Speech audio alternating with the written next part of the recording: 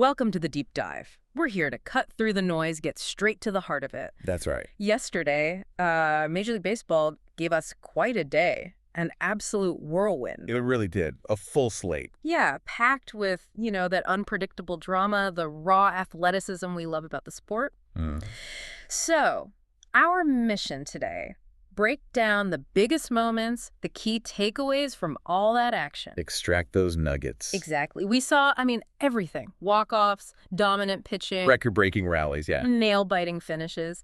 So let's get ready to unravel the key moments, those star performances, and think about the ripple effects on the standings. Yeah, and what's really compelling, I think, isn't just looking at each game in isolation. Right. It's how yesterday painted this vivid picture. Every game added a thread, to the bigger story of the season. That's a great way to put it. It's like a snapshot of a sport where every pitch, every at-bat, it weaves together these tales of brilliance, team resilience. The whole narrative. The whole narrative, exactly. The relentless chase for victory. So we're here to help you connect those dots. Show you why it matters. Show you why each result matters, what really tells us about these teams.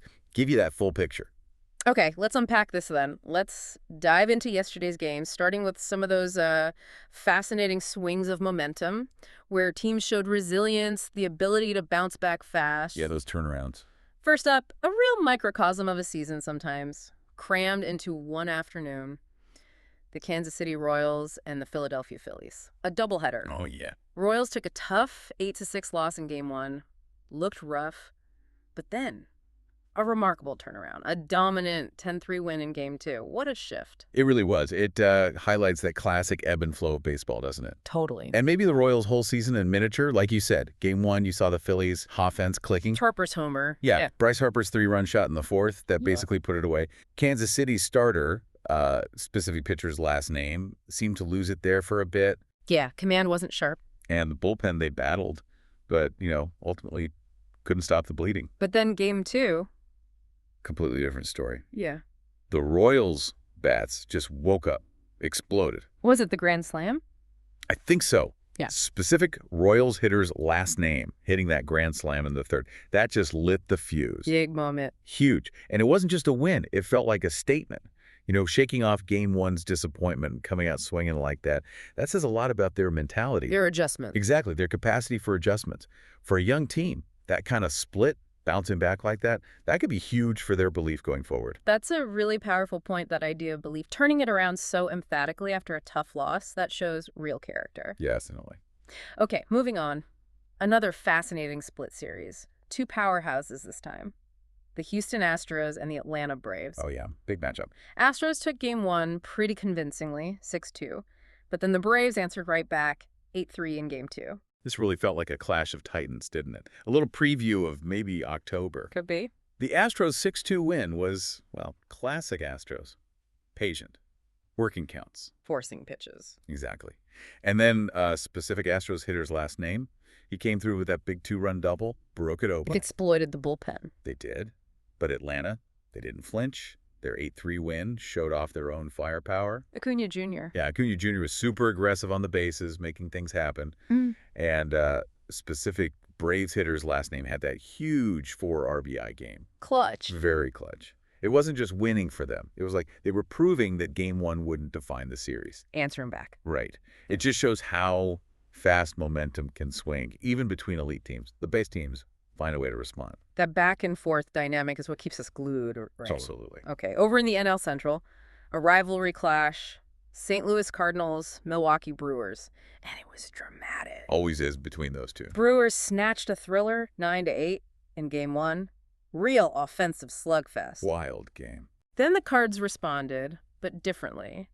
A narrow 3-2 win in Game 2.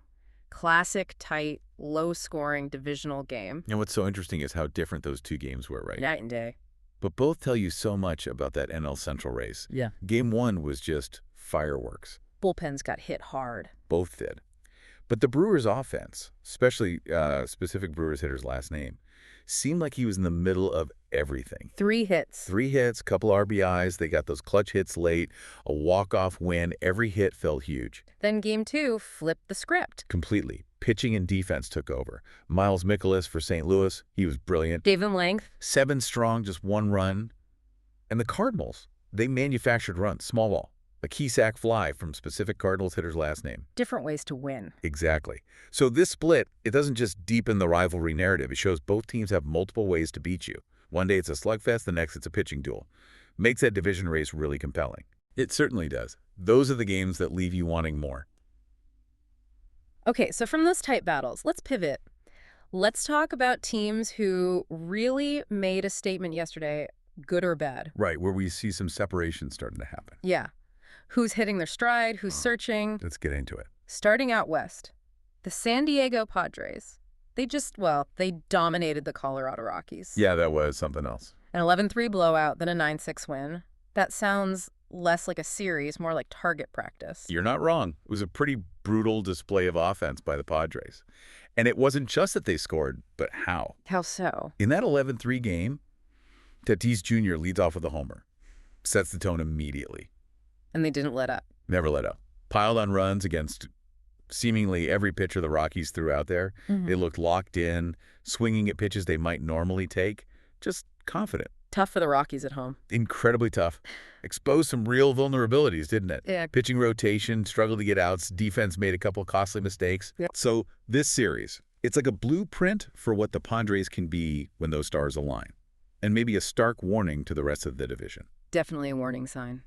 Okay, speaking of dominance, one of baseball's biggest rivalries, Los Angeles Dodgers versus San Francisco Giants. A classic. Dodgers just asserted absolute supremacy, a 13-7 slugfest, then a 10-2 rout. That's making a statement. It wasn't just a statement. It felt like a brutal exhibition of power. Relentless. Utterly relentless. In the 13-7 game, Mookie Betts. Unbelievable. 4 for 5, 2 homers. He set the tone. Absolutely. And their depth is just, wow. Top to bottom, they just keep coming. It felt like their hitters knew what was coming, turning good at-bats into huge rallies. Must be demoralizing for the Giants. Humiliating losses for them, honestly. They're usually solid pitching, just couldn't contain it. Offense couldn't keep pace. Chasing the game from the start. Highlights the gap. It's a significant gap right now, yeah. The Dodgers aren't just winning, they're dismantling their rivals. Really reinforces their spot at the top of the NL West. Wow. Stark reminder for San Francisco. Okay, up in the AL West, the Seattle Mariners. 2 convincing wins, 5-3 and 11-2 over the Los Angeles Angels. And the Angels continue to struggle. Seems like it. What's the story there? Well, the Mariners are building some serious momentum. That 5-3 win, classic solid start from specific Mariners pitcher's last name. Really stifled Trout and Ohtani. Huge. Then timely hitting from the middle of the order. Specific Mariners hitter's last name's 2-run single was big. And the 11-2 game. Just emphasized their depth, their power. Felt like everyone chipped in. And the Angels. Yeah. Still the same issues. It feels that way. Particularly disheartening for them, right? You have that superstar talent. Trout, Ohtani. Right. Yeah. But translating that individual brilliance into consistent team wins remains the challenge. Bullpen command issues cropped up again. Defensive lapses didn't help. Frustrating narrative. Very frustrating for Angels fans. Meanwhile, the Mariners, they're cementing themselves as real contenders, looking more dangerous by the day. Sounds like Seattle's really hitting their stride. Okay, switching gears. AL Central. Chicago White Sox, Cleveland Guardians. 2 super tight, low-scoring games. Yeah, real nail-biters. Guardians won both, though. 3-1 and 3-2. And those games were quintessential AL Central baseball, weren't they? Oh, gritty, pitching duels. Definitely. The Guardians' strength is winning these close ones. They showed that perfectly. In the 3-1 game, specific Guardians hitter's last name with the clutch 2-out single for the winning runs. Execution. And they're pitching. Phenomenal. Especially specific Guardians pitcher's last name. Just kept the White Sox bats quiet. And for the White Sox. Same old story. It felt like the recurring theme, yeah. Inability to get consistent offense going. Sort of just 1 and 2 runs against a division rival. Not going to cut it. Not usually. Especially struggling in those clutch situations. Couldn't find the big hit. Yeah. Definitely a worrying trend for them. Need some introspection, maybe some adjustments. Absolutely. Those 1-run losses really sting and show you something. Okay, let's shift focus now. Let's talk about some surprising results, some unexpected turns, and those games decided by the absolute slimmest margins. Yeah, this is often where the real magic of baseball happens, isn't it? The unexpected twists. Couldn't agree more. How about the Arizona Diamondbacks? 2 impressive road wins, 5-2 and 6-4 against the Minnesota Twins. That's sending a message. That's a huge road series win. Not just wins, Those are serious confidence builders against a tough team like the Twins. What stood out? In the 5-2 game, their pitching was key. Led by a specific D-backs pitcher's last name, it really neutralized that powerful Twins lineup. Scattered hits. Kept them off balance. Exactly. Then in the 6-4 win, the offense showed real grit, scored 3 in the 7th, a couple of big 2-out hits to take the lead back. And for the Twins, a reality check. A bit of a sobering reality check at home, yeah. Their offense couldn't quite break through. Bullpen had some uncharacteristic slips. It kind of sets a tone, doesn't it? For Arizona, shows they can hang with anyone. For Minnesota, maybe highlights some areas to tighten up. Interesting dynamic. Okay, maybe the biggest surprise of the day, the Oakland Athletics. Often struggling, right? Often, yeah. They swept the Cincinnati Reds. Yeah. 11-5 and 7-4 victories. That's a shocker. It absolutely was. You just didn't see that coming. The A's offense, which has been, let's be honest, pretty anemic. Yeah. They found something against the Reds.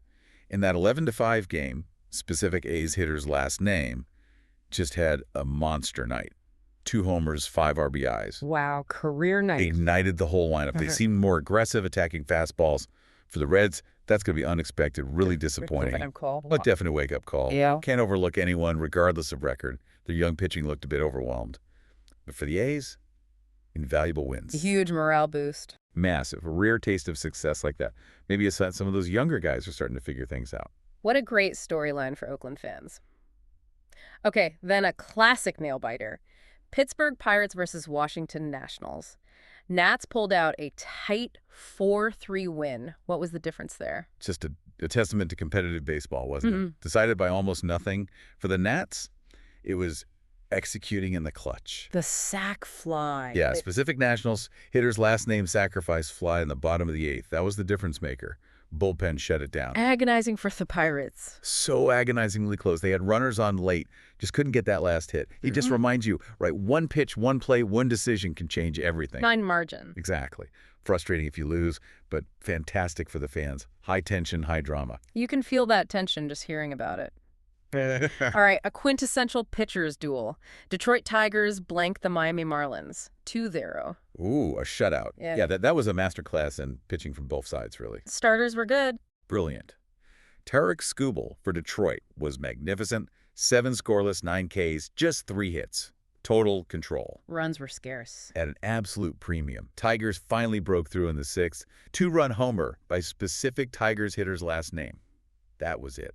Tough loss for Miami. So frustrating because their starter, specific Marlins pitcher's last name, was also really good. But the offense just couldn't solve Skubal or that Tigers bullpen. Shutouts are special. They really are. Rare these days. Says so much about the quality of the arms on display and how crucial just one timely hit can be. Sounds like great pitching artistry. Okay, a few more here. The New York Mets. Solid 5-2 win over the Texas Rangers. Yeah, this win kind of showed the Mets' balanced approach, I think. How so? Their starter, specific Mets pitcher's last name, gave them quality innings, kept that powerful Rangers lineup guessing, mixed pitch as well. And the offense? Came through when needed. Specific Mets hitter's last name had that big 2-run single, broke a tie in the 5th. It just highlights their potential. You know, they can win with pitching, they can win with timely hitting. Shows they're contenders. Exactly. For the Rangers, potent offense, but just couldn't find that rhythm against good pitching. Shows the challenge, right? Consistently scoring is tough. It really is. Okay, finally, another super close one. Chicago Cubs just edged the Tampa Bay Rays 4-3. Another tight one. The Cubs playing at home, Wrigley factor maybe? Maybe. They found a way, got those crucial runs. Specific Cubs hitter's last name with the go-ahead RBI single late, bottom 8. Bullpen held on. Managed to navigate a tricky 9th. And for the Rays, you know, a team famous for their analytics, their consistency, it's a tough road loss. Shows anyone can lose a close one. Exactly. Even the best teams can get outplayed in a tight game, especially on the road with the crowd against you.